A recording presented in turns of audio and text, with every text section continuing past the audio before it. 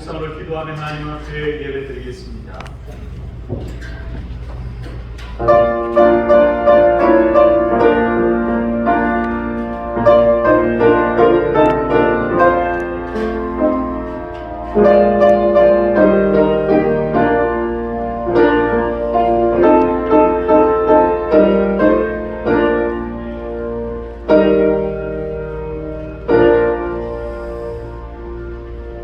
사랑과 은혜가 풍성하신 아버지 하나님 감사합니다. 때마다 시마다 늘 우리와 동행해 주시고 하나님의 은혜로 저희들을 인도하여 주시며 또 이렇게 하나님 새롭게 한 주간을 시작하는 첫날 주일에 하나님 앞에 함께 모여 예배하며 찬양하게 하시니 하나님 감사드립니다. 시간 저희들이 살아계신 하나님 앞에 신령과 진정을 예배하며 하나님께 영광 돌리며 하나님의 은혜와 위로와 능력을 힘입는 복된 예배 시간 되게 인도하여 주시옵소서. 감사드립니다. 예수님의 이름으로 기도하옵나이다. 아멘. 다같이 찬송가 48장 새 찬송가 32장 하나님께 찬양드리겠습니다.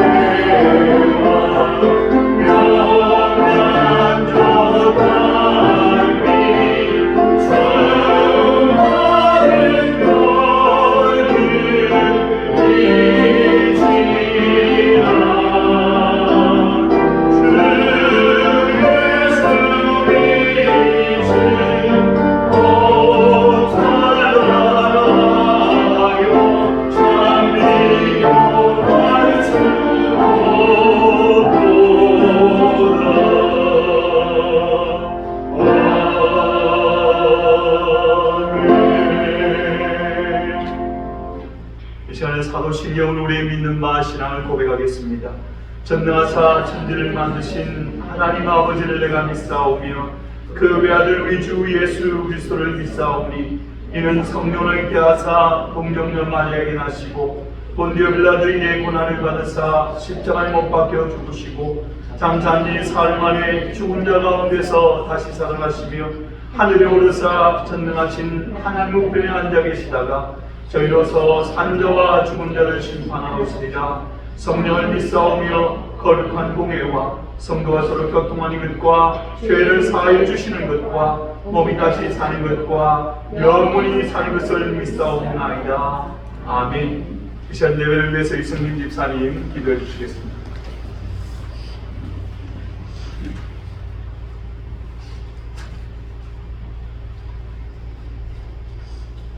우리를 창조하시고 우리를 지키시며 우리의 구주이신 나의 아버지 하나님, 오늘 이렇게 맑은 날 주님의 성전에 모이게 하시고 찬양과 기도로 예배를 열게 하시는 것 감사를 드립니다. 지난 한 주간의 삶을 돌아보며 아버지 하나님의 바람과 동떨어진 삶을 살았던 것 회개하며 용서를 구합니다. 나 역시 내려놓고 선하신 뜻을 좇아 주님의 뜻에 맞는 삶을 살 수 있도록 우리의 마음을 지켜주시기를 원합니다. 춥고 길었던 겨울이 지나고 제법 따스한 바람과 부드러운 햇살이 내리쬐는 봄의 계절이 왔습니다. 계절이 변하고 우리의 마음도 포근해지는 이때에 다시 한번 하나님의 섭리를 생각하며 살아계셔서 역사하시는 그 큰 권위 앞에 더욱 겸손해지고 낮은 자세로 하나님만 섬기는 삶 살게 하옵소서. 계절이 바뀌는 우리의 인생도 젊음이 지나면 분명 노년의 때가 올 터이고 그때가 되면 지나온 삶을 돌아보며 하나님이 이끄셨던 것을 기억하게 되겠지요. 하나님이 내 삶의 중심이었다. 하나님의 은혜로 이 순간까지 지나왔다 하는 고백을 할 수 있기를 바랍니다. 지금 이 순간도 우리의 삶은 매우 분주합니다. 수없이 많은 일들을 감당하며 살고 있습니다. 하지만 하나님과의 교제함을 잊지 말게 하옵소서. 잠깐씩이라도 바쁜 손길을 멈추고 고요한 중에 들리는 하나님의 음성에 귀를 열고 그 음성 듣게 하옵소서. 내 양은 내 음성을 들으며 나는 저희를 알며 저희는 나를 따르느니라. 내가 저희에게 영생을 주노니 영원히 멸망치 아니할 것이요 또 저희에게 저희를 내 손에서 빼앗을 자가 없느니라. 저희를 주신 내 아버지는 만유보다 크심에 아무도 아버지 손에서 빼앗을 수 없느니라. 만유보다 크신 아버지 하나님께서 나를 아시고 나를 지키시며 내게 영생을 주신 것에 감사를 드립니다. 우리 그 크신 하나님을 믿으며 우리가 살아가는 순간순간마다 힘을 잃지 않게 도와주실 줄 믿습니다. 그래야 해서 나의 인생 막판에 하나님께 드리는 고백이 나는 하나님으로 인하여 승리하였다 하는 고백을 드릴 수 있는 우리들의 인생 되게 도와주시옵소서. 이 시간 한마음교회 한지붕 아래에서 함께 모였습니다. 아직 예전처럼 한 곳에 앉아 교제하지는 못하여도 순간 반가운 얼굴로 인사하며 문안하며 서로에게 마음을 나누며 우리가 한 가족임을 잊지 않기를 원합니다.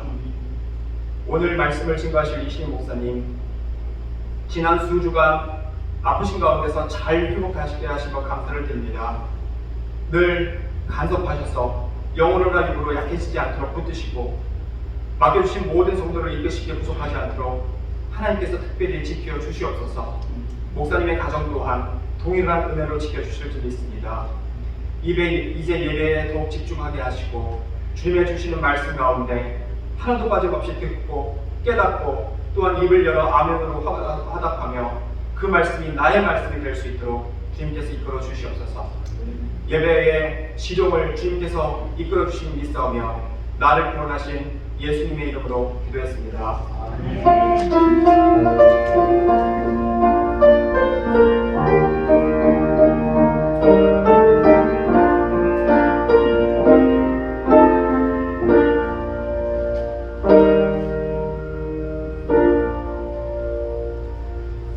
시간 하나님께 예물 드리겠습니다.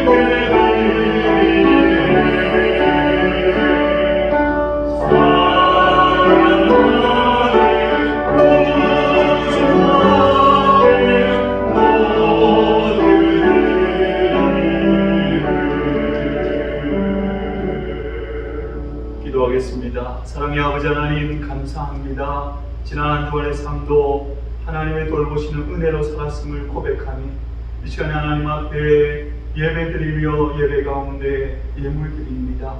우리가 수고하여 얻은 것으로 우리의 마음과 정성을 담아 여러 모양으로 하나님 앞에 예물드리오니 하나님 이 예물 기뻐 받아주시고 사랑하는 성도들의 가정에 하나님 일터에 사랑하는 자녀들 가운데 우리 하나님 모든 소원과 필요를 아시오니 주님께서 때를 따라 돕는 은혜로 채우시되 풍성함으로 채우셔서 주님 믿고 의지하며 붙들고 살아가는 성도의 삶 가운데 하나님의 돌보심의 은혜가 늘 있음을 경험하며 고백하며 또 증거하며 살아가는 우리 모든 믿음의 지체들에게 인도하여 주시옵소서.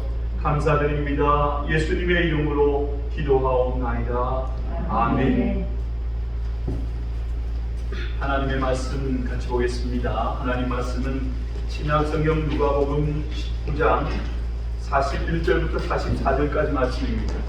제가 가진 성경 신약 130페이지 누가복음 19장 41절부터 44절까지 말씀입니다. 제가 말씀을 봉독해 드립니다. 가까이 오사 성을 보시고 우시며 가라사대 너도 오늘날 평화에 관한 일을 알았다면 좋을 뻔하였거니와 지금 내 눈에 숨기워도다. 날 이를지라 내 원수들이 토성을 쌓고 너를 둘러 사면을 가두고 또 너와 및 그 가운데 있는 내 자식들을 땅에 메어치며 돌 하나도 돌 위에 남지 아니하리니 이는 공고받는 날을 내가 알지 못함을 인함이니라 하시니라. 아멘. 여러분 혹시 최근에 눈물 흘리신 적이 계신가요? 얼마 전에 아내가 어디 가게를 갔다 오더니 여보 누구 엄마를 만났어 그렇게 저보고 이야기를 하는 거예요. 누구 엄마? 누구지? 제가 떠올리다가 갑자기 이 마음 한켠에 슬픔이 밀려왔습니다. 제가 미국 와가지고 처음 사역할 때에 그때 그 가정 가운데 좀 어려움이 있어서 참 부지런히 쫓아다녔거든요. 가게를 운영을 했었는데 참 착하고 부지런하고 열심히 사는 분이었는데 남편이 너무 심하게 도박에 빠져 있는 겁니다. 그래서 부지런히 우리 여집사님은 일만 하고 남편은 여기에서 어릴 때 사신 분이고 여자분은 이제 시집으로 오셨거든요. 그러니까 미국 생활 전반적인 걸 남편한테 다 맡겼어요. 맡겼는데 나중에 보니까 렌트비도 하나도 안 내고 아파트, 가게 하나도 안 내고 전기세, 가스빌 그러니까 빚이 뭐 어마어마하게 커져버렸어요. 그래서 어쩔 수 없이 그때는 제가 저기 왁길 쪽에 정원타운 쪽에 그쪽에 살 때인데 엘리컷 이쪽을 잘 모를 때입니다. 17, 8년 전인데 이 엘리컷 시리에 어느 아파트에 도망오듯이 그래서 몇 달 살다가 이제 타주로 갔다는 이야기를 들었어요. 저희도 힘든 형편이었지만 집사람하고 또 교회 장로님하고 부지런히 들락날락 그리고 했었는데 그런데 집사람이 우연히 가게를 갔다 오더니 그분을 만났다는 거예요. 다행히 이제 소식을 들으니까 딸이 하나 있었는데 시집도 잘하고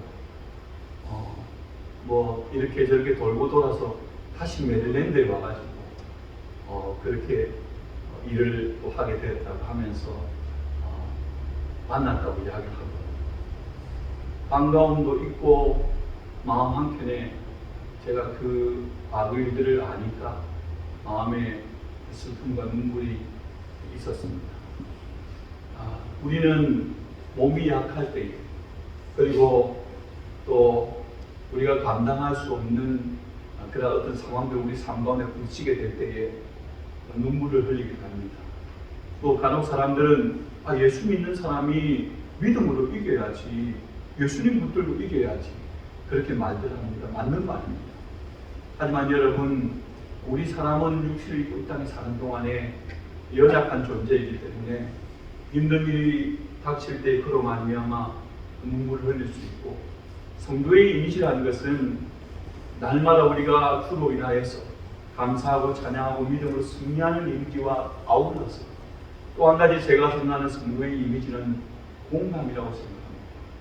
무엇보다 하나님의 마음을 공감하고 그리고 하나님이 세상을 사랑하시는 이 세상 사람들의 모든 상황 가운데 공감하는 것, 그들의 상황 가운데 마음을 함께하는 것, 그것이 여러분 성도의 모습이라고 생각하고 단지 그냥 믿음이 없거나 우리가 너무나 쉽게 판단해서 저분은 왜 저러지? 왜 저렇게 자꾸 슬픔 가운데 빠져있지?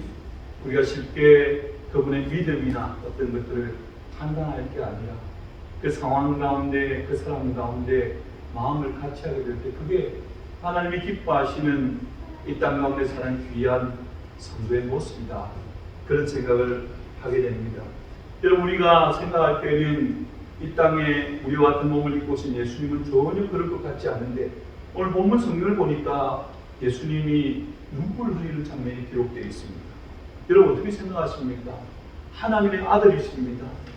육신을 입고 이 땅 가운데 오셨지만 전지전능하신 하나님이신데 그분이 여러분 우리와 같은 그런 어쩌면 감정을 잘 조절하지 못해서 그렇게 흘리는 나약한 인간과 같은 그런 눈물을 흘린다니 좀 이상하지 않습니까?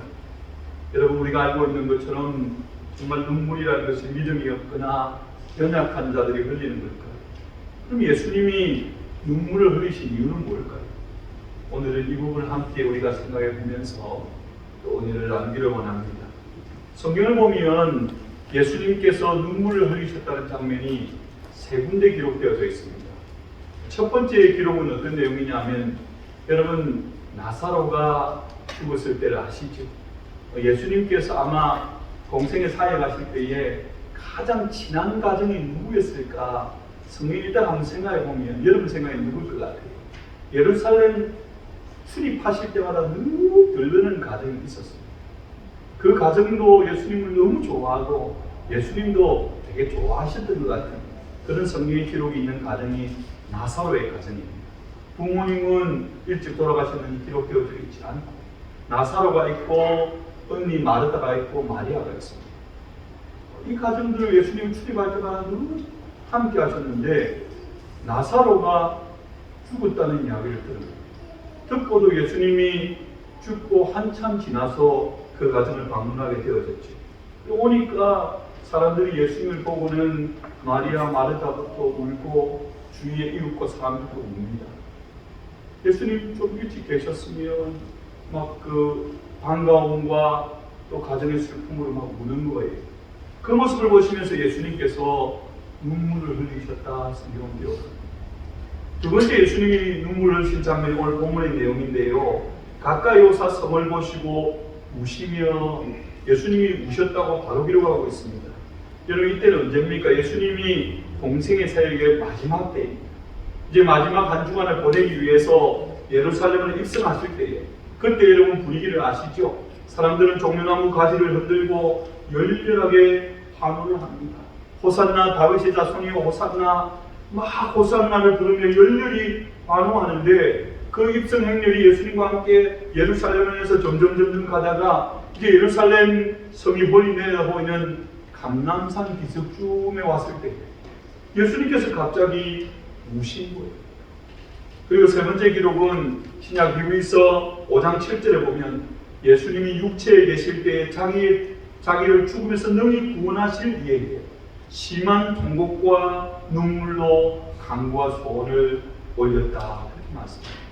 예수님 마지막 그 겟세마네 동산에서 분명히 그 일을 하셔야 되고 또 그 일이 얼마나 귀한 일인지 아시지만 우리가 통일하게 육신을 입고 오셨기 때문에 그 십자가의 고통과 사람들의 멸시와 천대를 아니까 하나님 할 수 있으면 이 잔이 건너가게 해주십시오. 그렇게 눈물과 통곡으로 기도하신 내용들 우리가 알고 있죠.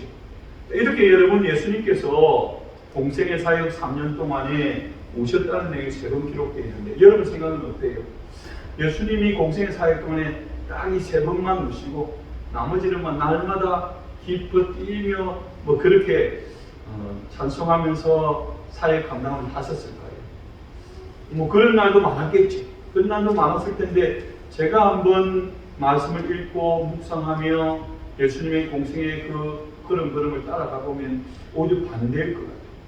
성경의 기록은 이거밖에 기록되어 있지 않죠. 오히려 더 많은 날 동안 예수님은 그 공생의 사역 내내 아마 슬픔과 눈물로 기도로 그렇게 지내는 시간이었다고 생각합니다. 하나님이시니 사람들의 그 마음을 다 아시잖아요. 그 실제 형편을 아시잖아요.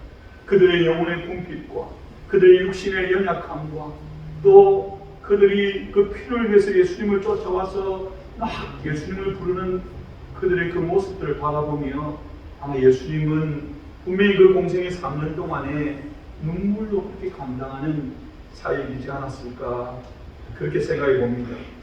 그렇게 예수님이 그 공생의 사역, 오늘 본문 성경에는 3번 기록되어 있고 공생의 사역 많은 순간에 눈물로 그들과 공감하며 기도하며 그렇게 보내셨겠지만 그 예수님의 모든 눈물 가운데 가장 비통한 눈물이 오늘 본문 가운데 기록된 내용이라고 생각합니다. 오늘 본문 41절에 보면 예수님이 우셨다 이렇게 말씀하고 있는데 여러분 이 단어는 헬라어로 클라이오라는 말입니다. 어떤 의미냐 하면 그냥 우는데 그냥 눈물이 나와서 우는 게 아니라 흐느껴 울다, 울부짖다, 통곡하다 그런 뜻입니다.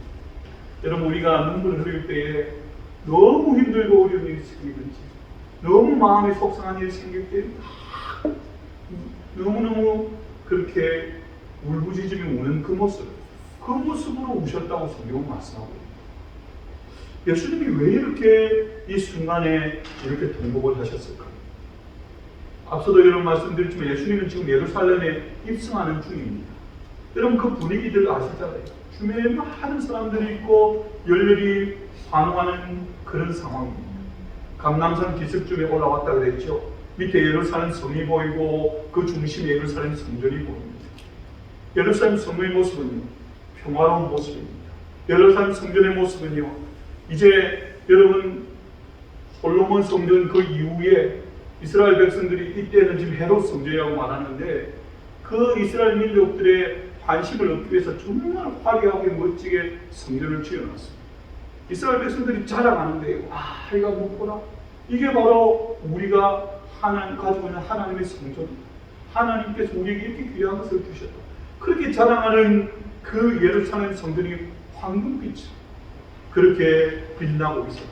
그리고 여러분 그때는 유대인 최대 명절 중에 하나는 유월절.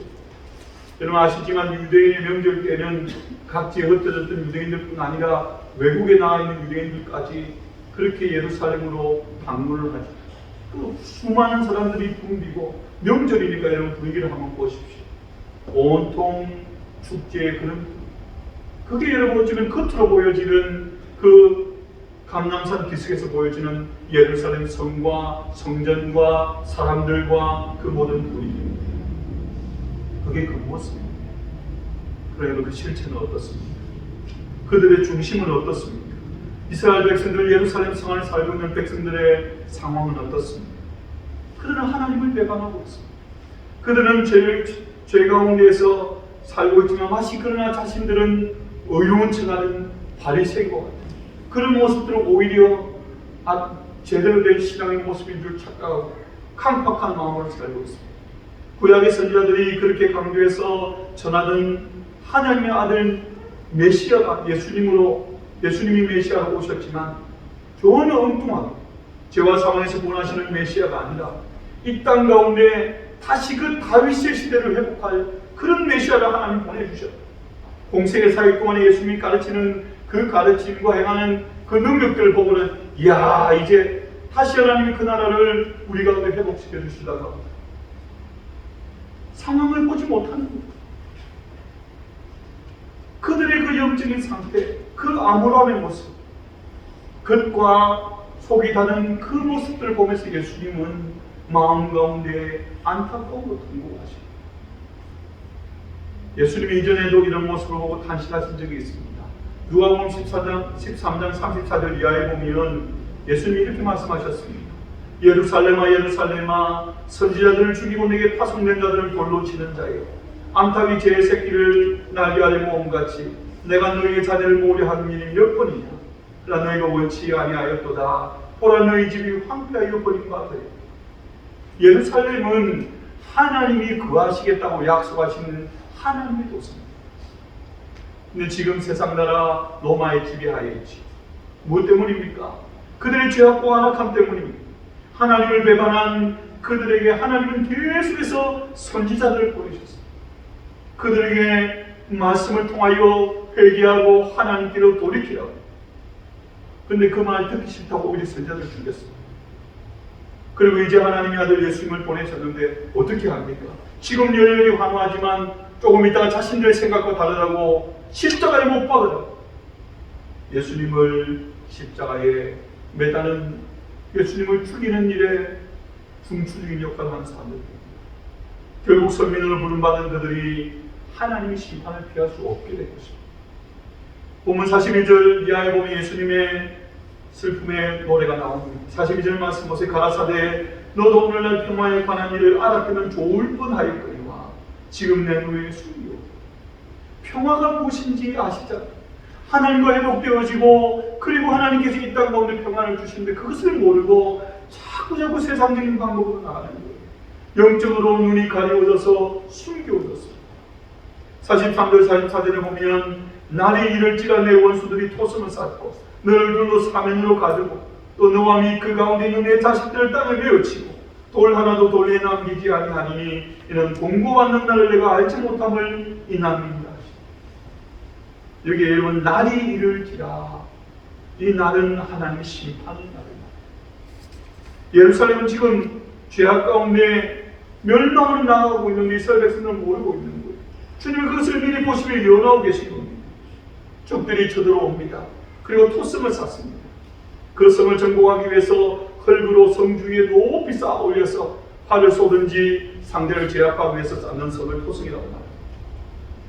예루살렘 성을 포위할 것이고 그리고는 백성들과 어린아이들까지 모두가 비참하게 대학살을 당할 것입니다. 여러분, 예수님의 예언의 말씀이 40년 뒤에 정확하게 이루어집니다. AD 70년에 로마 티투스 장군이 군대를 이끌고 와서 예루살렘 성을 포위해서 모든 출입구를 다 막아. 성경에는 그 내용들이 기록되어져 있지 않지만 그때 상황들을 역사가 요세푸스의 저술에 보면 너무 비참한 장면입니다. 사람들이 굶주림으로 죽어가고 나중에는 굶주림 때문에 사람까지 서로 먹는 그런 모습이 생깁니다. 전염병으로 거의 몰살당하는 그런 상황들이 기록이 되어져 있습니다. 무엇보다 여러분, 그들이 그토록 자랑스럽게 여겼던 예루살렘 성전은 정말 말씀 그대로 돌 하나도 돌 위에 남지 않고 완전히 파괴됩니다. 여러분, 이 비극의 흔적이 지금 예루살렘 현지에 남아 있습니다. 여러분, 간혹 뉴스나 혹은 어떤 화면 등을 통해서 이런 보게 되는데 유대인들이 어떤 벽에 막 이렇게 기대서 눈물을 흘리고 기도하는 장면들을 보게 됩니다. 그 벽을 통곡의 벽이라고, 한쪽 다 무너지고 로마 군인들이 우리가 이렇게 강력한 군대라는 것을 과시하기 위해서 한쪽만 남겨둡니다. 실제 예루살렘 성전이 있는 곳은 이슬람 황금돔이 되어져 있고 그 맞은편은 다 허물어진 한 곳에서 통곡의 벽의 성전의 회복을 위해서 울면서 기도합니다. 근데 여러분, 너무나 아이러니한 것은 그 통곡의 벽에서 하나님 이스라엘을, 하나님의 성전을 회복시켜 주십시오 기도하면서 정작 참 성전으로 오신 예수님 메시아이신 그분을 아직도 그들은 믿지 않습니다. 받아들이지 않는다. 잘못된 신앙이나 신념이라는 게 이렇게 무서워요. 누구보다도 철저하게 믿음 가운데 서 있지만 잘못된 믿음 가운데 서 있기 때문에 하나님의 메시아 그리스도를 보냈는데 아직도 다윗의 후손으로 메시아를 기다립니다. 안타까운 모습이죠. 예수님은 감난산께서 내려오시면서 장차에서 이 비극을 보고 계십니다. 근데 사람들은 어떻습니까? 그걸 모르니까 지금은 너무 평화롭거든요. 잠깐 로마의 식민지 있지만 적당히 자치도 허락했고 그리고 예루살렘 성전도 멋지게 서 있고 이제 명절이 되어서 사람들도 만나고 겉으로 드러나는 그런 모습들 때문에 그냥 기뻐하고 즐거워합니다. 거기다가 정말 다윗의 나라를 회복할 것 같은 사람이 나타났습니다. 그분이 지금 예루살렘에 입성했습니다. 잘못된 메시아관을 가지고 있는 것이죠. 그들의 영혼을 구원하기 위해 이 땅에 오신 메시아를 바라보지 못하고 다윗의 나라를 회복하려고 하는 것. 그래서 철저하게 지금 따르면서 반응하고 있는 거예요. 며칠 뒤에 그게 아니다 그렇게 말씀하시고 체포되시니까 오히려 돌변해서 십자가에 못 박으라고 폐암을 지기는 물이 돼요. 여러분, 예수님의 눈물이 어떤 눈물이요? 바로 이 죄인들과 이스라엘 백성들에 대한 연민의 눈물. 그리고 그렇기 때문에 예수님께서 반드시 십자가로 대속의 중보로 가셔야 된다는, 또 한편 마음의 각오와 결단하는 그런 눈물입니다. 예수님께서 겟세마네 동산에서 기도하시면서 이 눈물을 흘리셨고, 예수님께서 십자가를 위해서도 이 눈물을 흘리셨습니다. 바로 예수님의 이 눈물이 온 인류, 그리고 저와 여러분을 죄와 사망에서 구원하신 줄로 믿습니다. 여러분, 여기서 우리가 또 한 가지 중요한 사실, 짚고 넘어갈 사실이 있는데요. 로마 군대에 의한 예루살렘의 멸망은 실제 역사 가운데 있었던 한 가지 사건이죠. 네, 여러분, 이것이 바로 하나님의 최후의 심판에 대한 모욕이라는 사실입니다. 우리 모든 인간은 다 죄인입니다. 그래서 여러분 다 심판을 당하게 되어 있습니다. 근데 사람들은 자신이 죄인인 줄 모릅니다. 인정하지 않습니다. 하나님의 심판이 성금성금 다가오는데도 그것을 모른 채 온통 이 세상 가운데서, 세상의 삶 가운데 내가 어떻게 살아갈까, 거기에만 정신이 팔린 채 살아갑니다. 그런 우리 인생들에게 성경은 경고합니다. 한 번 죽는 것은 사람에게 정한 것이고 그 외에는 심판이 있습니다. 하나님의 분명한 심판이 있다고 말합니다. 이 심판에 대해서 계시록 20장 13절 이하에 이렇게 말합니다. 각 사람이 자기 행위대로 심판을 받고 사망과 음부도 불못에 던지우니 이것은 둘째 사망 곧 불못이다. 여러분, 이 지옥이라는 것이 우리는 그냥 비상적으로 생각하는데 마가복음 9장에 보면 예수님이 이렇게 말씀하셨습니다. 만일 내 눈이 너를 범죄케 하거든 뼈어버려. 한 눈으로 하나님 나라에 들어가는 것이 두 눈을 가지고 지옥에 던지는 것보다 나은, 거기는 구더기도 죽지 않고 불도 꺼지지 아니하느니라. 사람마다 불로서 소금 치듯 하물며. 예수님 비유적으로 말씀하셨는데요. 만약에 네 눈이 범죄해서 그 죄 때문에 하나님 나라를 가지 못하는 상황인데 그 눈을 뼈어버린 거 오히려 더 낫다고 봐요. 눈을 뽑으라는 말이 아니에요. 지옥에 가는 그 형벌이 너무 크기 때문에 우리 가운데 어떤 것이 하나님께로 믿음으로 나가지 못한다면 그것을 포기해서라도 우리가 지옥까지 아니하고 하나님 나라로 갈 수 있도록 해야 된다는 것을 예수님이 말씀한 겁니다. 우리의 이러한 지옥의 형벌을 면케해 주기 위해서 주님은 예루살렘에 입성하실 때 겟세마네 동산에서도 십자가에서도 눈물을 흘리셨습니다. 예수님 지금 이제 부활 승천하셔서 하나님 주 앞에 앉아 계십니다. 예수님이 어떻게 계실 것 같아요? 우리를 보고 기뻐하고 즐거워하실 겁니다. 우리를 위해서 중보로 기도하실 겁니다. 그러나 또 한편에서는 여러분 여전히 죄를 알지 못하고 세상이 다인 줄 알고 사망하고 가는 영혼들 보며 슬퍼하실 것이고, 구원받은 하나님의 백성이 되었음에도 불구하고 여전히 세상이 더 좋은 줄 알고 세상으로 나아가는 그 사람들을 보면서 또 주님은 여전히 눈물로 기뻐하실 것 같습니다. 이 땅 가운데 사역하실 때 그렇게 하셨는지 계속 여러분 예수님이 그 일을 감당하셔서는 안 되지 않겠습니까? 그래서 여러분들은 오늘 말씀을 눈물이 있는 성도로 보는데 성도인 저희들이 이제 눈물 흘리는 자가 되어요. 바로 우리의 눈물이 예수님을 닮은 눈물입니다. 그 눈물 가운데 하나님께서 오히려 우리의 삶 가운데 역사하실 거라 믿기 때문입니다. 성도인 우리는 무엇보다 회개의 눈물을 알아야 합니다. 오늘 이승기 전 기도하실 때 회개에 대해서 말씀하셨고, 우리 장로님들이나 다른 분들 대표게 되실 때마다 꼭 그 부분은 제가 빼지 말라고 그렇게 당부하는 것은, 여러분 성도인 우리는 무엇보다도 회개의 기도를 드려야 합니다. 우리 가운데 있는 죄의 모습, 우리가 구원받고 하나님의 자녀가 되었던 우리 가운데 죄성이 있고 연약함이 있습니다. 여러분, 그것을 이제 자꾸 놓아두고 묵혀두고 아니라 우리 마음 가운데 깨닫게 해야 돼요. 그것이 어떤 것이든지, 어쩌면 우리의 마음 가운데 영적으로 더 민감한 사람은 작은 일에도 하나님께서 우리로 깨닫게 하십니다. 어떤 형제에게 자매에게 한 아주 작은 일 가운데도 내 마음 가운데 하나님 아픔을 주시면 그 순간을 넘겨버리지 말고 하나님 앞에 회개하시고 돌이키시고, 그래야 여러분 우리의 심령이 깨끗해집니다. 성도는 그런 눈물이 있는 자가 되어야 합니다. 다른 것, 내가 당하는 삶이 너무 힘들어서, 내가 상황이 당하는 것이 너무 억울해서가 아니라 정말 나의 하나님 앞에 믿음으로 살지 못하는 모습 가운데 하나님 용서해 주십시오. 하나님 그렇게 하시도록 도와주십시오. 그렇게 여러분 우리가 되게 눈물을 흘릴 줄 알아야 합니다. 그 눈물이 있는 자가 그 심령이 강해지고 그 삶이 깨끗한 성도가 됩니다. 두 번째로 성도인 우리가 흘려야 되는 눈물은 감사의 눈물. 여러분, 우리가 그냥 입술로 고백하는 게 아니라 한번 보십시오.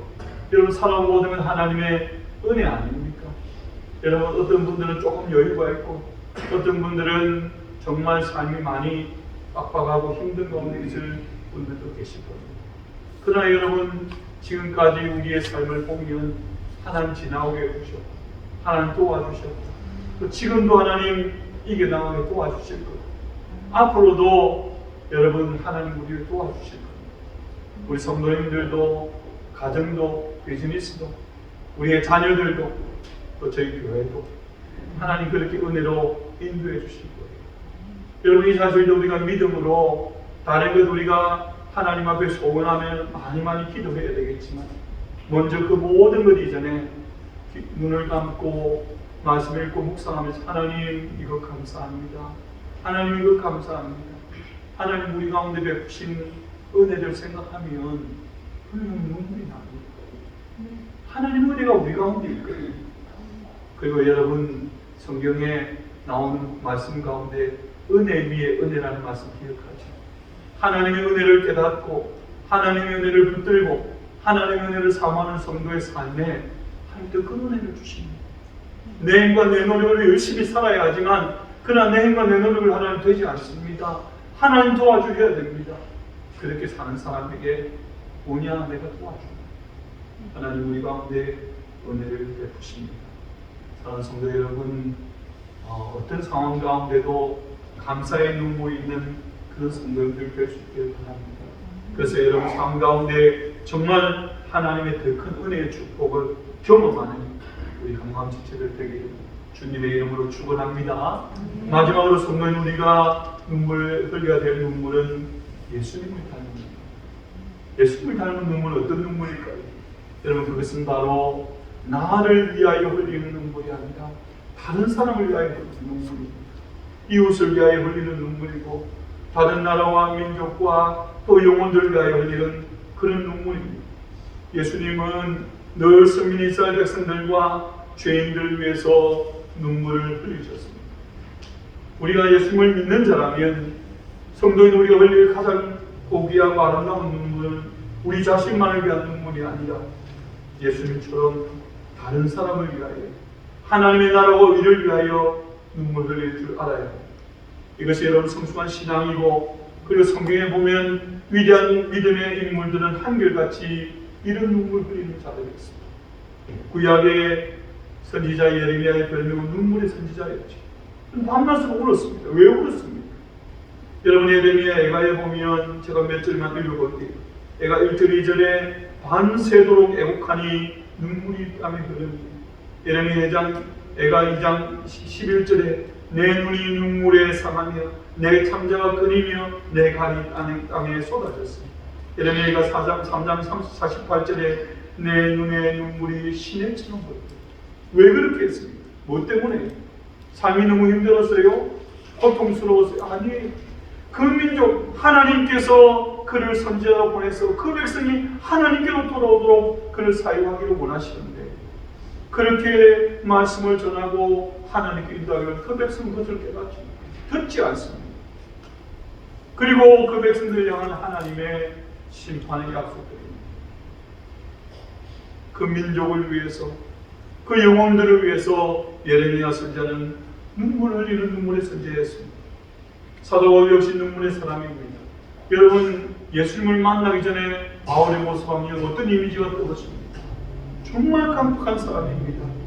그 열심히 특심인데 예수 믿는 자들을 잡아주기 위해서 자기 동네뿐 아니라 저 다른 도시까지 먼저 들어가서 열심으로 그들을 잡아가지고 핍박하는 일에 앞장섰던 사람입니다.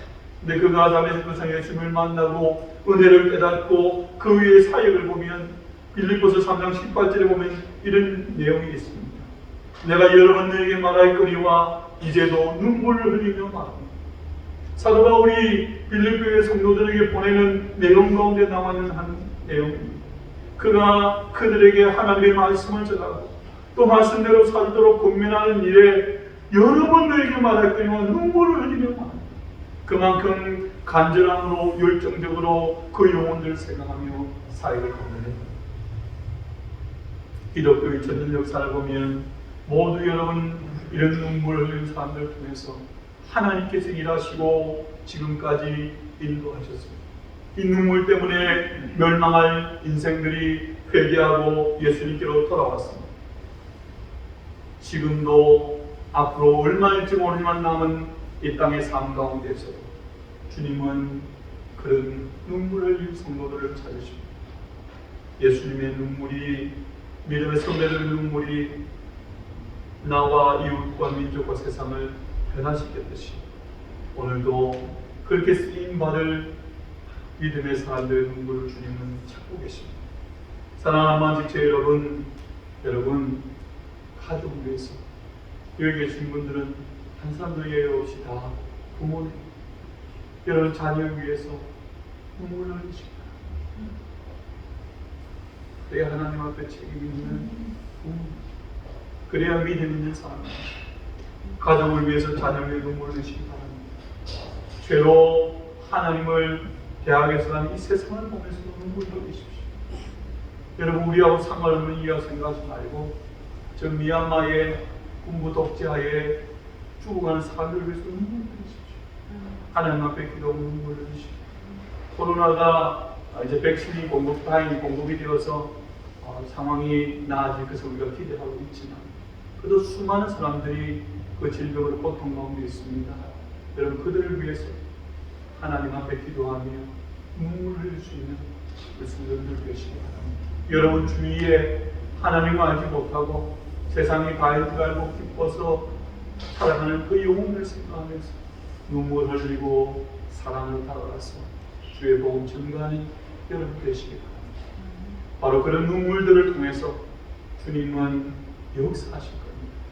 그런 눈물들을 통하여서 주님은 이 마지막 시대에 바로 하나님의 일들을 이루시고 또 코로나 지금 현재와 이후의 상황들이 어쩌면 이전과는 정말 많이 달라질 겁니다. 그렇게 눈물 흘리는 진실된 성도들과 믿음의 가정들과 교회를 통해서 마지막 시대에 하나님이 일하실 거라 생각합니다. 그렇게 쓰임받는 우리 성도님들 저희 교회 되기 주님의 이름으로 축복합니다. 기도하겠습니다. 사랑의 아버지 하나님 감사합니다. 하나님 우리 예수님 공생의 사역 가운데 하나님 사람들의 영적인 힘깊고 그들의 삶의 고난과 여러 가지 아버지의 안타까움들을 바라보며 공감하시며 눈물 흘리시며 사역 감당하셨던 모습들을 바라보며 아버지 하나님 저희들도 믿는 성도로서 예수님을 닮은 눈물 흘릴 줄 아는 그런 성도를 되게 하여 주시옵소서. 무엇보다 하나님 우리 가운데 날마다 죄의 모습들, 미움과 다툼의 모습들, 하나님이 기뻐하지 않는 모습들 생각날 때마다 대개로 눈물로 기도하는 저희들 되게 하나님 도와주시고 또한 아버지 하나님 매 순간마다 우리의 삶이 때로 힘들 때라도 하나님이 인도하신 은혜와 사랑을 생각하며 감사하며 눈물을 주하는 성도를 되게 하시고 또 하나님 우리 자신과 가족을 위해서뿐 아니라 하나님 우리의 믿음의 그릇을 크게 하셔서 우리 주위와 또 하나님 나라와 민족들과 그 영혼들과 고통당하는 자들을 위하여 기도하며 눈물을 주하는 저희들 깨게 하심으로 하나님 마지막 때에 하나님이 기뻐하시고 하나님이 복 주시고 하나님이 사용하시는 그러한 우리 성도님들과 저희 몸된 교회에게 인도하여 주시옵소서. 감사드립니다. 예수님의 이름으로 기도하옵나이다. 아멘. 광고 말씀드리겠습니다. 교회 소신은 참고해 주시기 바랍니다. 오늘도 예배 참석하신 모든 분들 주님의 이름으로 환영합니다. 여러분 영혼이 잘 되시고 육신도 강건하고 봉사도 성통게 되기를 바랍니다. 우리 앞뒤 잘 보면서 같이 한번 인사하십시다. 사랑합니다. 축복합니다. 감사합니다. 몇 가지 여러분 교회 소식 알려드리겠습니다. 다음 주일은 종려주일입니다. 예수님이 예루살렘 입성하시고 이제 고난주간이 시작되는 종려주일이고 또 4월 첫 주일이 부활주일입니다. 우리가 작년 3월 달부터 코로나가 시작되어서 계속 성찬식을 못했는데 그래서 고민을 하다가 방법을 찾았습니다. 이전처럼 우리가 성찬식을 하지 않고 여러분 다음 주에 예배당에 들어오실 때에 안내소에서 여러분이 셀프로 만들어 놓을 겁니다. 포도주하고 떡을 가지고 들어오시고 그러면 예배 중에 제가 분명하고 분장하고 그렇게 성찬식을 하려고 합니다. 우리 장로님들이나 따로 준비하실 건 없고요. 그렇게 해서 우리가 주님께서 모일 때마다 성찬을 아주 특별히 우리가 이제 고난주간 이때는 꼭 해야 하는데 계속 우리가 나누는 것 때문에 못했는데 그렇게 하도록 하겠습니다. 그래서 가능하면 여러분들도 기도하시고 성찬을 준비하시고 참여해 주시길 바라고 다른 분들도 또 상황이 안 되시는 분은 어쩔 수 없지만 되시는 분은 우리가 성찬 거의 1년 만에 하니까 다음 주 성찬하고 그 다음 주 와이프 참여하시고 많이 동의하셔서 그렇게 하나님 앞에 우리 같이 예배하도록 하겠습니다. 여러분 기도 제목 보시고 코로나로 어려움 당하는 우리 가정들 비즈니스와 성도님들의 건강과 교회를 위해서 여러분 함께 합심해서 기도해 주시기를 바라고요. 하나님 말씀 더 가까이 사모하는 말씀 가까이 우리 한번 지체를 펼 수 있기를 바랍니다. 우리 같이 찬송하십시다. 찬송가 141장 새 찬송가 143장입니다. Oh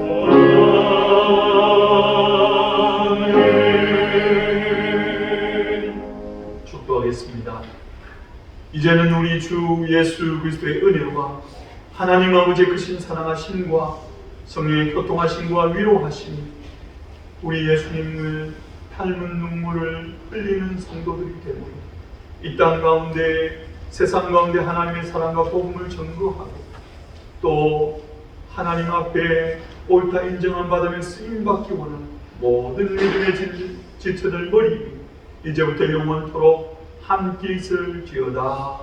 아멘.